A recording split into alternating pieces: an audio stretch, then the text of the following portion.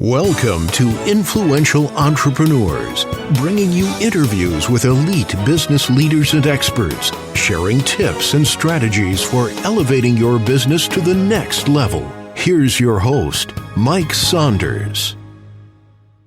Hello and welcome to this episode of Influential Entrepreneurs. This is Mike Saunders, the Authority Positioning Coach.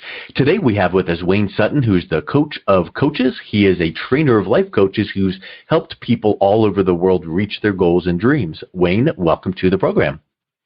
Hey, thank you so much. I'm really excited to be here and look forward to sharing with you and your audience. Super. Well, I want to get into what you see in the industry, how you help your clients, what sets you apart. Give us a little bit of background on yourself and then what led you to this world of coaching. Okay. Well, number one, I'll begin with my story briefly. I became a coach from being a therapist. So my degree is actually in temperament therapy. Marriage, family, really started helping people on those personal levels. But then there was as with any therapist, coach, business owner, there's the whole marketing side. And so I knew I could help people, but I just couldn't find the people I needed to help. And it became this situation of nobody knows you. Obscurity is your biggest enemy. And I thought, how can I find the right clients that need my help? And so that began about a 10-year journey of marketing, working with other counselors, working with other coaches, and then came into the realization that I wasn't the only one in that bucket. I wasn't the only one that said, I can help people, but where are my people? And so really began to help other coaches, counselors, consultants, how to attract the ideal client. And client attraction is a term that's thrown out a lot, very cliche, if I had to say. But really, how do you attract the right client that needs what you have? And so that's how it formed. It was not I woke up one morning and thought, hey, let's do this. It was really you learn about osmosis, and then helping other people, you recognize your strength and your weakness. And kind of before the call, we were joking about that. I believe in amplifying your strength and outsourcing your weakness in life. And that's my journey, is now helping coaches and consultants do the same. I love it. And one thing that stood out to me, let's dive right into this, is question number one, because I love having these interviews because, you learn from other people, and you may know a whole lot more than me in some areas. I might know a whole lot more than you, but if we have this brainstorming session and the listeners can learn something, then wow, what a great thing. So you said attracting the right client, the right target audience. And the typical focus would be, let's focus on that attracting part. I want to start with, how do you know who your perfect, great, right target audience is? What do you work with your clients who are coaches to really dial that in? Because before you can start attracting, you need to know who you should be attracting. Exactly right. That's exactly right. And I think one of the things that coaches and consultants and just business owners run into is this scarcity mindset of, I need clients, I'll work with anybody. I've been there. And so you really just kind of work with anybody, try to help anybody. But in doing such, you're so vague, you never speak to that one person. You don't, for lack of better words, sing that song that just resonates with them. And so I think the way that a client can find, a coach can find the perfect client, attract the perfect client, is with their story. Tell their story. Let their story be almost like a song that attracts the right person.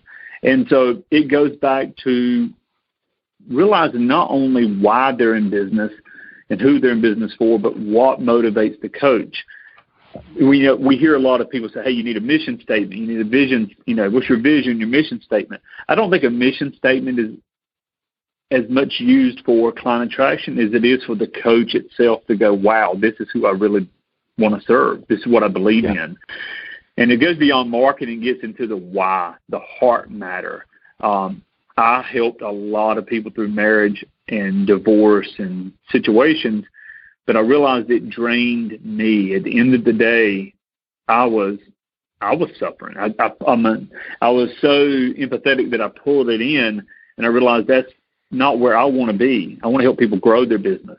So I had to shift my business, and So, sometimes it's just literally putting your hand to the plow, for lack of a better word, just going out and doing it and realizing, I'm good at this, but it doesn't drive me. It's not my passion. So how granular and niche do you feel that a coach or consultant needs to be when defining the target audience? Meaning this, okay, tell your story. Well, my story is that whatever, right? Here's my story. But that still could attract who knows who. So my question is, I think that there's a misconception with, you get rich in the niche. You get riches in the niches. So you got to really, really dial it in. And I personally feel this. What do you think? I think, using me as an example, so I've got an MBA in marketing. I work with entrepreneurs in marketing, so I'm a marketing consultant. But if I said I'm a marketing consultant, wow, that's really broad. So I could say I'm a marketing consultant for dentists, and there's my target audience. I could even go deeper and say I'm a marketing consultant for cosmetic dentists. Ooh, that's even deeper. But what I do is I say, rather than picking a specific vertical, I pick a specific aspect of my consulting, and I say I'm an authority positioning strategist. I'm an authority marketing strategist. So now it doesn't matter whether I'm working with a dentist, chiropractor, lawyer, or entrepreneur. I'm not just a plain generic marketing consultant. I help them be seen as that expert and develop their authority. So when you work with clients and you're developing that target audience, do you find that sometimes you want them to work with a specific vertical? And also, do you find that what they provide is unique enough that can spread and span across multiple verticals because they then become known for that way they deliver the product or service? It's a great question, and one of the keys to answering that is really depending upon that coach or that consultant. And some of them, I work with one coach now that is a parenting coach. But she's not just a parenting coach. She's a parenting coach for executives, and she's a parent for busy entrepreneurs that do not have time. I don't know if they don't have time, but really have a struggle in their parenting role. So, but then there's others that maybe they don't want to be niched down. I really think it depends on the independent coach. I love the niche, and as you said, if you're working with dentists, great. Cosmetic dentistry, even better, because now they go, oh, this person's for me. But I think it really goes back to the coach also, and how they feel. But let's use that parenting coach example. That parenting coach could say, in my opinion, is you are successfully targeting your audience when you work with executives. Check that box. But also, what if they came up with this proprietary coaching software? And I'm just being facetious. Who knows whether this kind of thing would even exist. But what would happen if their proprietary signature solution method was in this software that you type in every day, how you're feeling and your kids are this, and goals and aspirations every day, because they change, and then it gives you these fun tips to go ahead and quick, easy text to send your kids, and activities you can do with very little blah blah blah. So now you become a really unique parenting coach because of how you deliver, and then it doesn't matter if you are an executive or a single mom or a whatever. So I think that that's something neat for people to understand when talking about, hey, before we start attracting, who is your target audience? And you can go a couple ways without feeling like, oh, I'm doing it wrong. I'm not targeting the right way.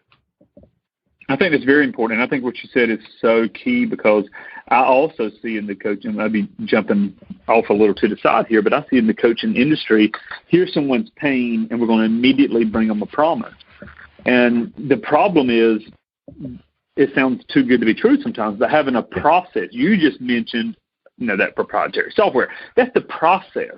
And you don't have to give away the full process, but if you let someone know, here is our process, our blueprint, our formula, and you name it properly, wow, okay, then I want that'll work for me. Instead of just saying, hey, you have this, here's the solution. I think too many coaches, too many business owners, hey, lose 5 pounds in 5 days. Wow. Well, what do we do now? Lose 10 pounds in 5 days. And just instead of saying using this, proprietary software, as you said, or system, So I think that's well. Let's jump off a also little more in the weeds and tie what you just said to the why that you mentioned previously, because I agree with you. You got to have that why to pull you. But when you have that why, whether it's setting your personal goals or messaging your target audience, that why must be believable. Because guess what? Absolutely. Lose 5 pounds in 10 days. It's like, hold on. That means that I'm losing a half a pound a day. Is that, or lose 20 pounds in a month?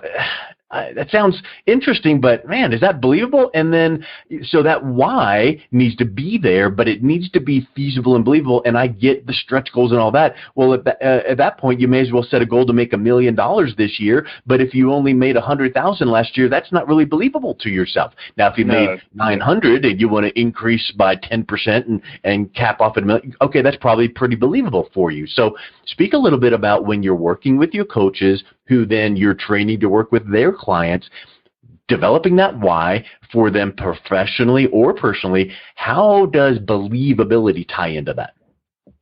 Believability is so powerful because, yes, you want to attract people, and we see these claims, that you've got to catch the attention of the person. I get that. But you've also, believability goes back to just the way the mind works. Anything that says, wow, too good to be true, we have sales resistance. And then if it's believable because there's a process, back to the process, that makes it easier. If you said to somebody, hey, lose 5 pounds in 10 days or whatever it is, and the reason you haven't in the past is because you've tried this, they go, yes, I have. They get me. They understand.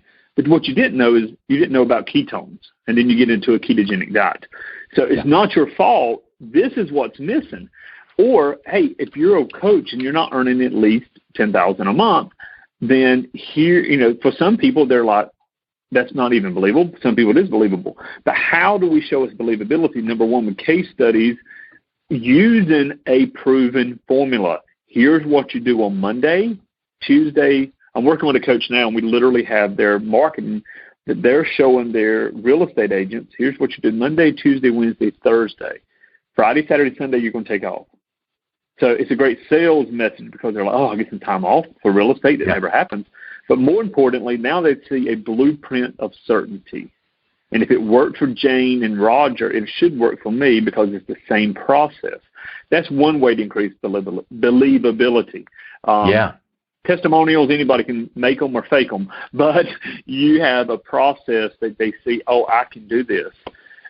That's one way to increase. And when it comes to income claims, something that I remember from years ago, actually it was Tony Robbins who said people can believe for double their income, maybe triple. Beyond that, they don't even believe it. So your income claims are hurting you, not helping you. So you really, are you selling income or are you selling lifestyle? And so that's really back to believability. What can they believe based on what they've already seen, and then show the proven process in the system? Yeah, that's really good. So let's now shift into how you work with coaches and consultants to then attract this now target audience we've talked about. And how do you do that using automation? Because I know that's a big thing these days is, do I need to smile and dial and have an hour power of, cold calling and just call, or, do I do blast emails? So there's a lot of ways that go up underneath automation, but how can coaches and consultants use automation to help the process? Yeah. So first, I would like to maybe put another definition on automation, or maybe an understanding of automation, because that's another key word that people grab a hold of. And what does that mean? Does it mean I click a button and now clients come to me? There's automation in a lot of things, such as if somebody has Infusionsoft or ActiveCampaign or whatever, and the emails and text messages go out. I believe automation is the key to reaching a broader audience, but I also believe it's a way of keeping your message in front of the right people. The intent of automation should be to humanize you. So we're using something that's mechanical, robotic, to bring humanization. And so what I teach my clients to do is recognize people have different modalities of how they learn, how they like to receive information. Some are going to listen to a podcast like this. Some are going to watch videos. Some are going to read an article. So how can we bring those different modalities through automation? And so there's the warm-up if it's a cold lead, they've never like, who is this Wayne Sutton on this podcast? Well, that's a cold person. I'm cold to them. How do we warm them up? And that is through the automation of, again, emails, text messages, even the ringless voicemails, dropping phone calls. So there's a whole system behind it, but it really goes back to how can you humanize it? If the thought process isn't how can I automate, but how can I make automation bring back humanization and connect one-on-one as much as possible at scale? And that's always a dance. You got to dance around. But I think if you're using email, great. If you're using a podcast, great. But how can you humanize it? Bring your personal self in there. And then how can you take that content and immediately or quickly place it into other areas to be seen and to automate that as well? And there's a number of software that we use for that. But software is not the key. It is the automation to humanization. And it's the intent behind it, and it's not to hide behind it. It's to enhance those in between times when you're working with, talking with your clients. So that's a really big point. That's exactly right. Yeah. Yep. So let's talk a little bit about something you teach on, which is hypnotic language that sells coaching. I agree with, marketing messaging, message to market, NLP. But I want to ask this question, and this is a zinger for you, and you didn't know I was going to ask this. You don't know any of the questions. I like those that I don't know. Yeah, I like those questions that I don't know. Yep. So I always hate, I've been in the sales business and marketing for decades and decades, and I always hate when people use those things on me, like these sales techniques. Oh, I know how you feel. Other people felt the same way. What they found was, and I'm like, oh, come on. Or what's it going to take to get you into this car? And I literally, guess what? That old used car ad is, what's it going to take? I had that used on me before, and I get so perturbed. So I feel like using hypnotic language to sell anything, coaching, whatever, is a slippery slope, because if you don't do it right, then watch out. Kind of like this. Have you ever heard of aping, where you're taught to kind of mimic the tone of person, or use theirs? If you're in person, use the same hand expressions, or if they lean back in their chair and cross their legs, do the same thing. Well, that could fire on you big time, because now it's like, what are you doing copying me? So speak about hypnotic language, but doing it the right way. Okay, I'm glad you said that, because if you're somebody that listens to this and they go jump on and study NLP for sales, you're right. It's sit the way they sit, talk the way they talk.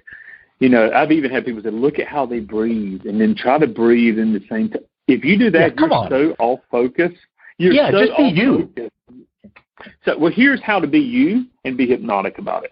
And I learned this, I truly learned this from a hypnotist. I was at a stage hypnosis show, and I thought, this is so fake.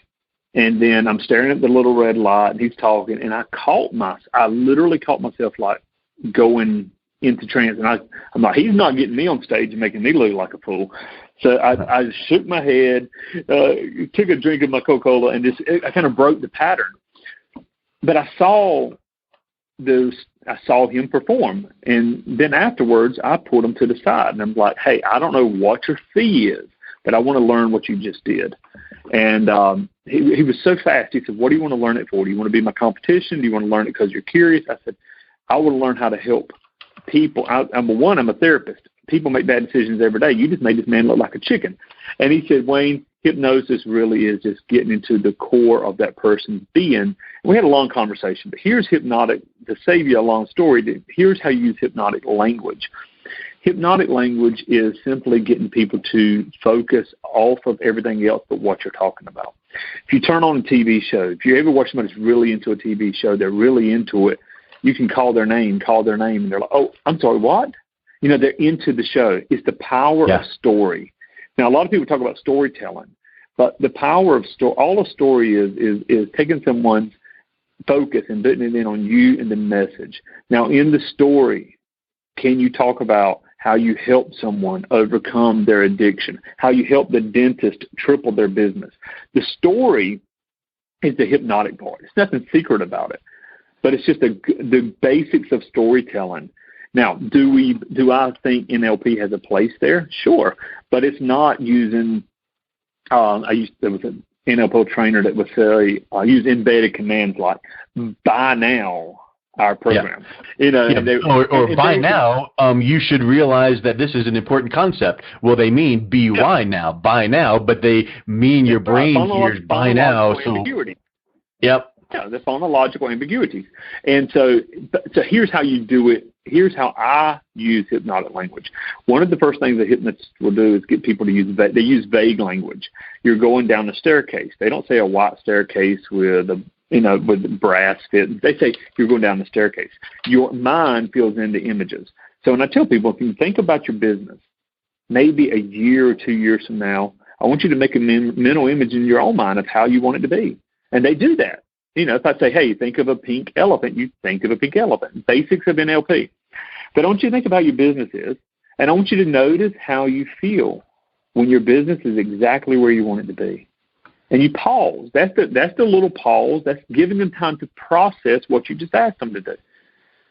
And now, can you share with me how that looks and how you feel? It's just asking questions.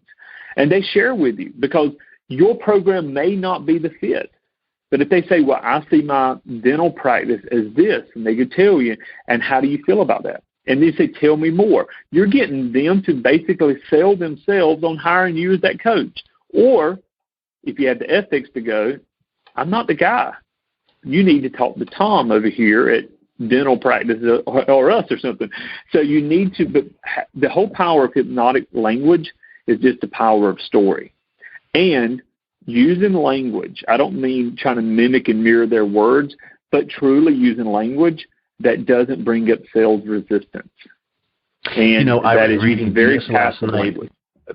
Have you done any reading from the author Bob Berg, The Go-Giver, and that whole series? Yes. I found a book he wrote pretty close to 10 years ago, but on persuasion.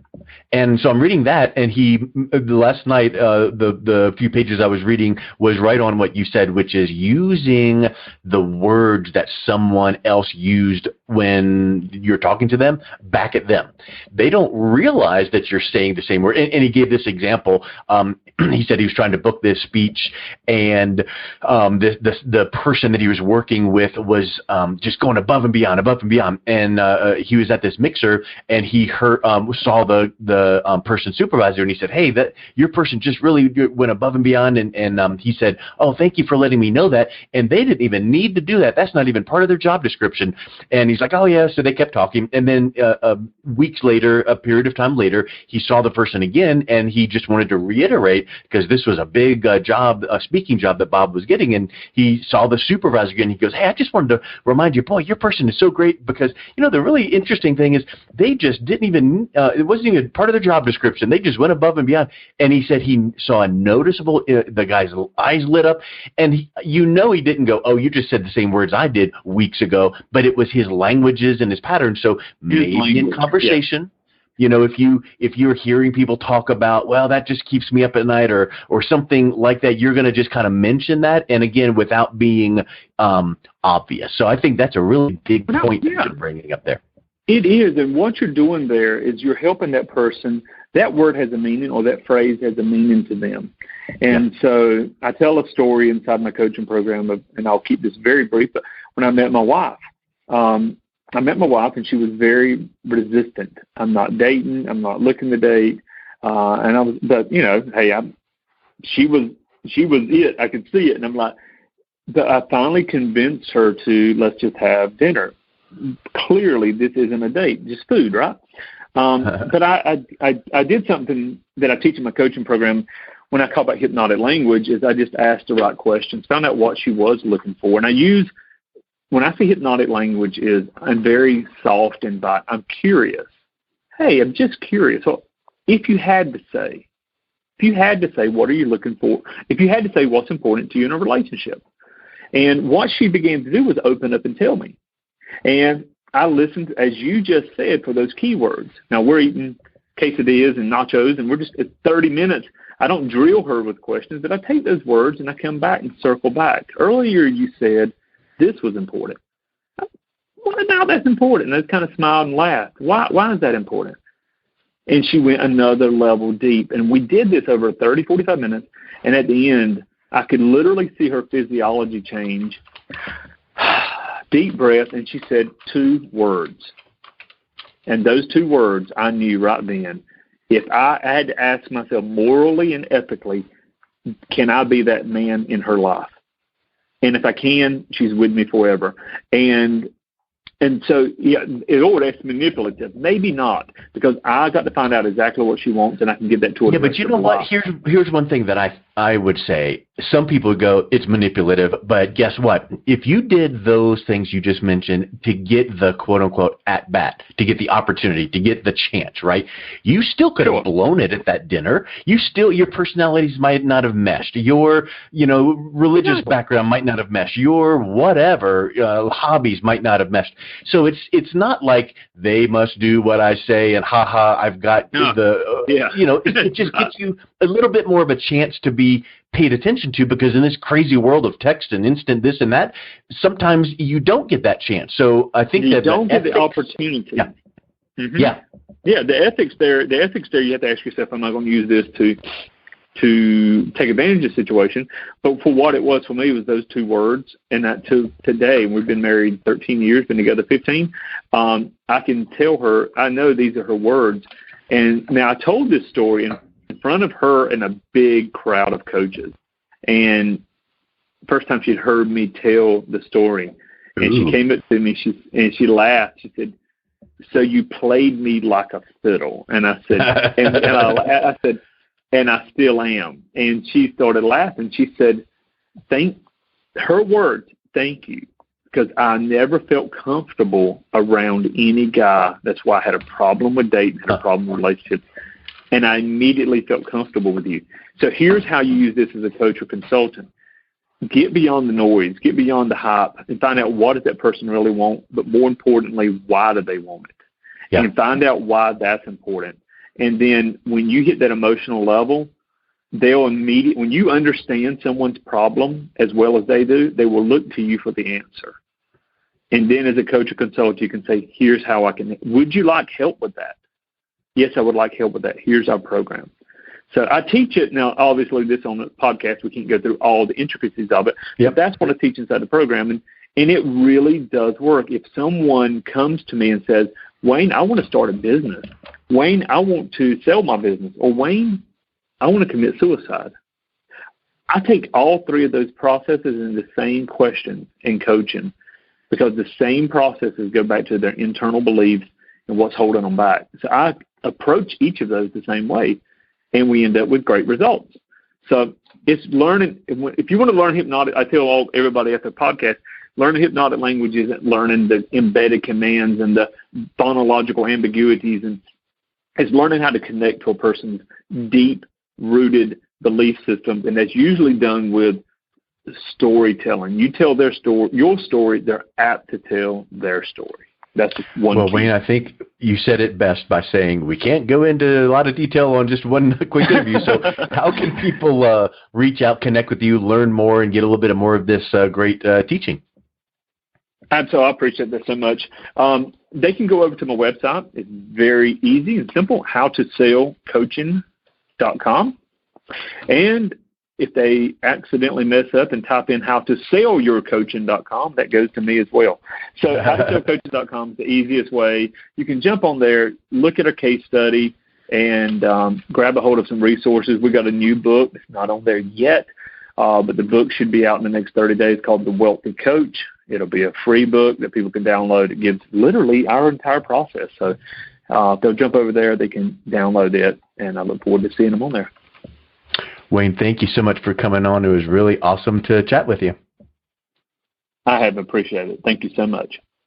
You've been listening to Influential Entrepreneurs with Mike Saunders. To learn more about the resources mentioned on today's show or listen to past episodes, visit www.influentialentrepreneursradio.com.